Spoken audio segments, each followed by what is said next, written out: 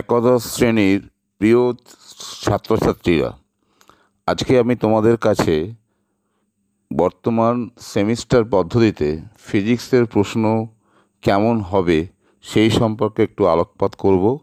তোমরা এগুলো ভালো করে শুনতে থাকো ও বোঝার চেষ্টা করো। প্রথমেই বলি, বিগত বছরগুলিতে এমসিকিউ প্রশ্ন 14টা থাকতো এবং এসএকিউ প্রশ্ন 4টে থাকতো, অর্থাৎ মোট 18টা 1 নম্বরের প্রশ্ন থাকতো।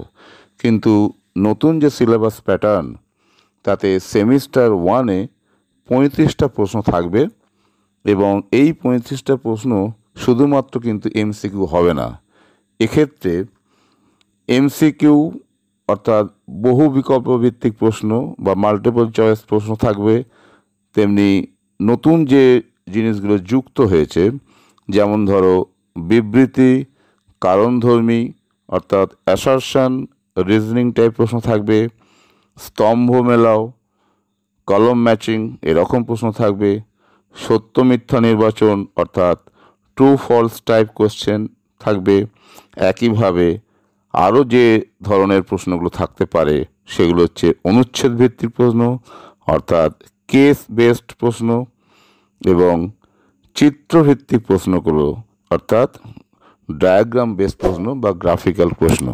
তাহলে আমি তোমাদের বলতে চাই এরকমই যে মোট 6 ধরনের প্রশ্ন হতে পারে: এমসিকিউ, বিবৃতি কারণধর্মী, স্তম্ভ মেলানো, সত্য মিথ্যা নির্বাচন, অনুচ্ছেদ ভিত্তিক প্রশ্ন, চিত্রভিত্তিক প্রশ্ন।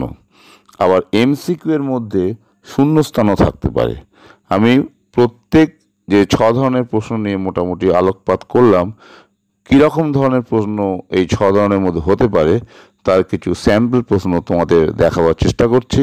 তোমরা এগুলো ভালো করে দেখো এবং সেমিস্টার 1-এর যে নতুন পরীক্ষা পদ্ধতি, আশা করি এগুলো দেখলে তোমরা পরীক্ষার পদ্ধতি সম্পর্কে একটা ভালোভাবে ধারণা করতে পারবে এবং সেই অনুযায়ী প্রিপারেশান নিয়ে তোমরা ফিজিক্সের সেমিস্টার 1 পরীক্ষা ভালোভাবে দিতে পারবে বলে আশা করছি।